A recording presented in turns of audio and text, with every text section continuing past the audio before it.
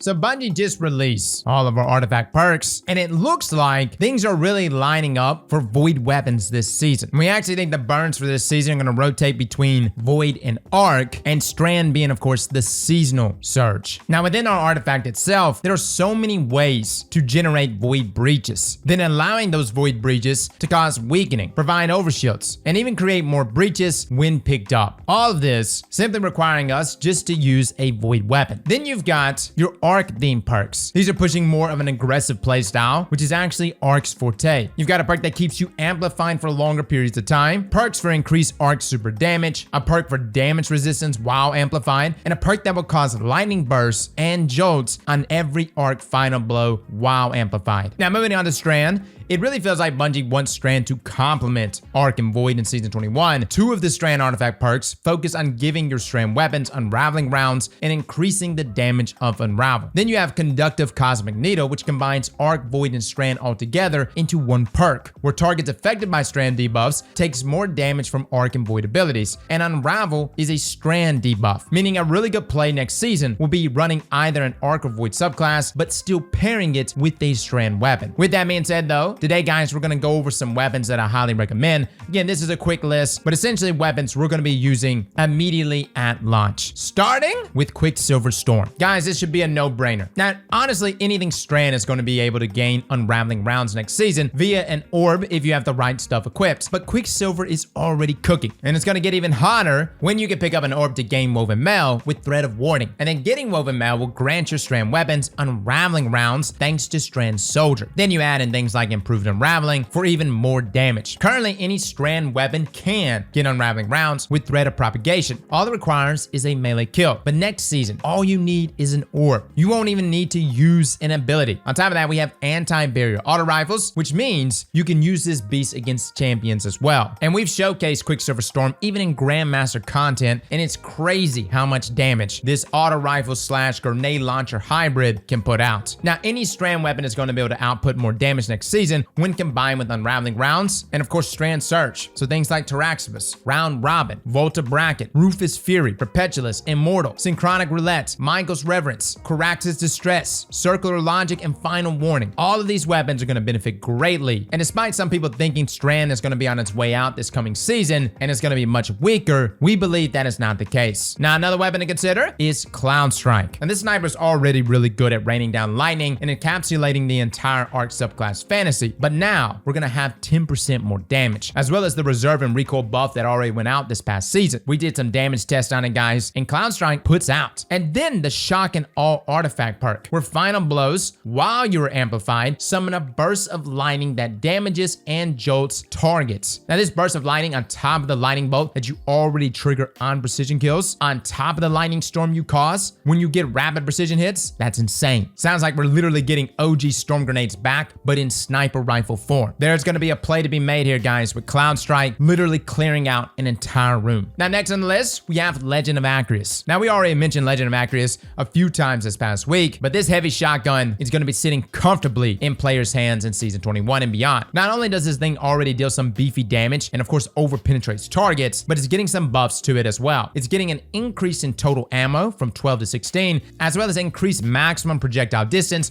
from 9 meters to 12 meters. That way, you don't have to be as close to enemies anymore. Add on things like Shock and Awe for that lightning burst and jolt damage, and you've got a close and personal shock blast. We mentioned this already, but we're going to be pairing this with no backup plans immediately on Tuesday. I want to see how this synergizes, and keep in mind, Legend of Acrius with its catalyst, you have Trench Barrel, so you're able to amplify that damage even more. Chris Proctor also hinted at a future season coming up that will feature shotgun champion mods, and that Acrius is going to be insanely powerful versus champions. Now, next on the list, we have Grand Overture. Now, I know a lot of people are asking, Cross, what about Thunderlord? Keep in mind, Thunderlord is still a great option. People used it in Root of Nightmares, even on day one. Tag on things like Arc Surge, Shock and Awe for even more lightning. On top of the constant lightning strikes that Thunderlord is already causing, its catalyst is constantly going to be refilling the magazine, despite it getting a slight nerf where it's not going to be actually double procking with Divinity anymore. It also has things like Intrinsic Overload, but when leveling out how much damage machine guns are doing, Grand Overture is the winner. If you can get those volleys, guys, that damage is going to be pumping. You can imagine in Arc Surge environments how quickly you're going to be able to shred bosses or even champions with a single blast of Grand Overture. Matter of fact, you won't even need a full blast to take out champs with Grand Overture. I know its base form is shite, and clearly Thunderlord is the winner when comparing machine gun form to machine gun. But when you have that volley of Grand Overture combined with our Arc 3.0 subclass and artifact mods, that machine gun is only going to get nastier. Next we have Worldline Zero. Now we're mentioning this one solely because of the changes it's receiving,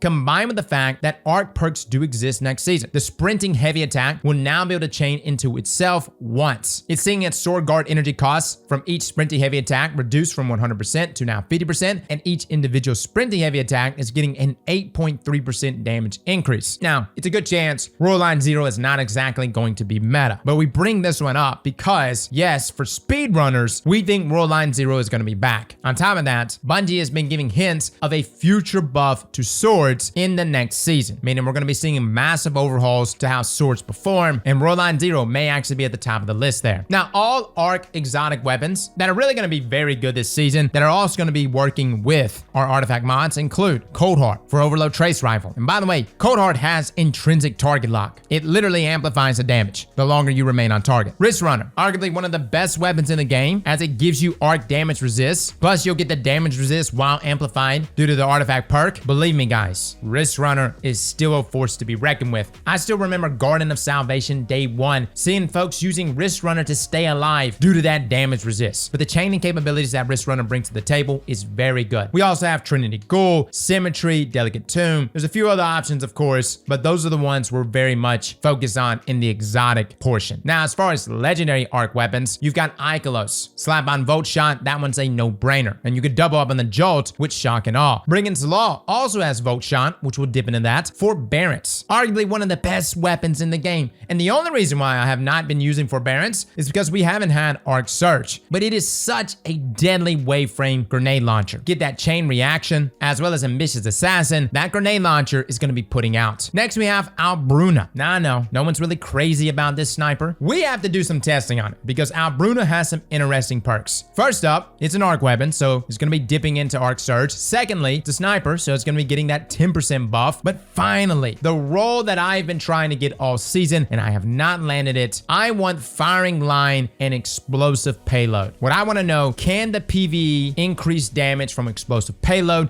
stack with the 20% buff from Firing Line? Yes, you can get that role. No, I do not have it. If you have it, please let me know how it works. Next, we have the new Arc Sniper Rifle from Comp. Now, it's probably going to be PvP focused, just saying. That's normally how these weapons go, but we're still excited to get it nonetheless. We also have Tarnished Metal, probably a weapon you guys have not even heard of. I personally don't even have it crafted, as terrible as it is. But this is a lightweight Arc Scout rifle with things like Volt Shot present on it. And considering we're going to have Overload Scouts, this is going to be very good. We also have Wendigo for when we have overcharged grenade launchers, Hothead, which is an obvious one. And if you're like, Cross, I don't have a Hothead, keep in mind, guys, you can legacy focus Hotheads at Zavala. Now, moving on, we have our Void weapons. Now, starting with our exotics, Graviton Lance is looking juice. It's getting the Revision Zero 2-round burst mode. Its RPM change as well. What's been interesting is Bungie's been talking about it, not just from a PvE perspective, but also a PvP perspective. We're going to need to test to see how much this weapon is actually improved. And again, we're going to have pre and post testing for literally everything sandbox to sandbox, but it is going to tie in very nicely with our Void artifact perks for Season 21, especially in Void Surge environments. Next, we have Monarque. Monarque is also getting a change here, and although it is getting a significant PvP nerf, inside of PvE, this bow is going to be putting out. You've got intrinsic anti-overload. You've got its draw speed moving to a lightweight draw speed, meaning more DPS, and combined with things like our Void artifact perks and Void Surge, everything is pointing to Monarque getting a net buff inside of PvE, despite the nerf inside of PvP. We're excited to see how that plays out. And finally, we have Wavesplitter. Guys, we have made so many videos on Wavesplitter, the volatile explosions, the shredding of champions. Considering we're literally going to have Trace Rifle artifact mods and a Void Surge environment, Overload Wavesplitter is going to be disgusting. Now, some legendary Void weapons that are going to be very good include things like Tidal and Funnel Web. Exalted Truth, which I know it's a Trials hand cannon, but it comes with Repulsor Brace, which grants you an overshield on void debuff kills. Pair this with Unto the Breach to create a void breach on debuff kills, giving you an overshield every time. And Protective Breach will give you a void overshield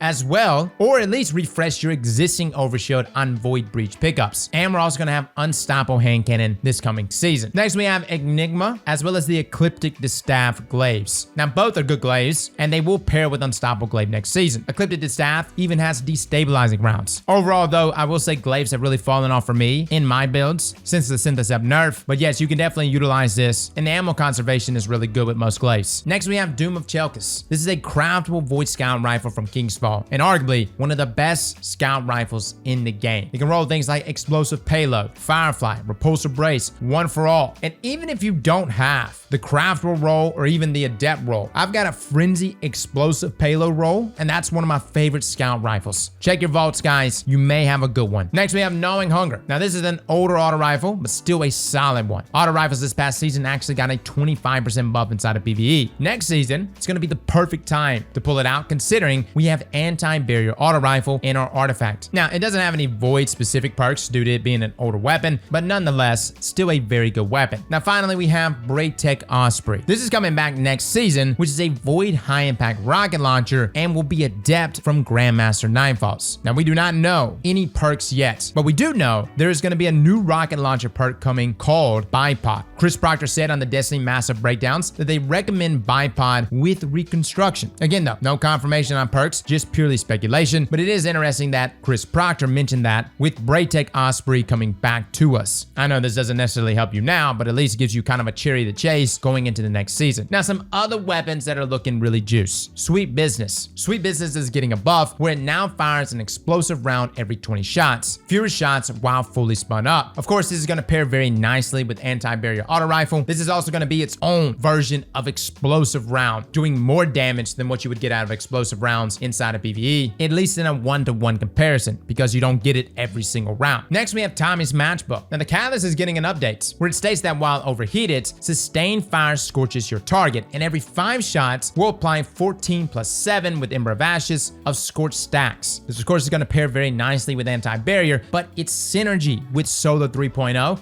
and those constant ignitions means this is going to be a monster. Break out that Actium War Rig, guys. Lay on that trigger. We have a few builds already pre-created here that we're going to be using first thing on Tuesday, and let me just say Tommy is going to be putting out. And finally, a weapon that I know many of you never thought you would ever see in the meta, Eyes of Tomorrow. Eyes of Tomorrow is getting a change. We're killing 4 targets with a missile volley. We'll refund 1 ammo. Now, it also has the perk Adaptive Ordnance. We're killing 4 more combatants in a single volley, increases the damage of your next volley. Now, it's a significant bump in damage. Our biggest problem with Eyes of Tomorrow has been its ammo economy. With this change, though, if there is no major cooldown, you will be able to go from room to room, literally clearing, amplifying, and clearing more groups of enemies over and over again. So guys, those are the weapons we're recommending. Again, this is a small list. There's a lot of things that are going to be juiced next season, and I know we're hitting you with a bunch of stuff, but essentially, we just wanted to give you what we think is going to be juice in regards to the artifact perks that we have at hand and what we want to be trying first thing. If you have any weapons you want to recommend, feel free to drop them down below. We'd love to pick those up. And if you want to see us use these live, come by our Twitch. We'll be streaming and experiencing the new sandbox with you guys at Reset this Tuesday. Well, fellas and ladies, thank you all for coming and watching. And as always, slap that like button like your mama told you right.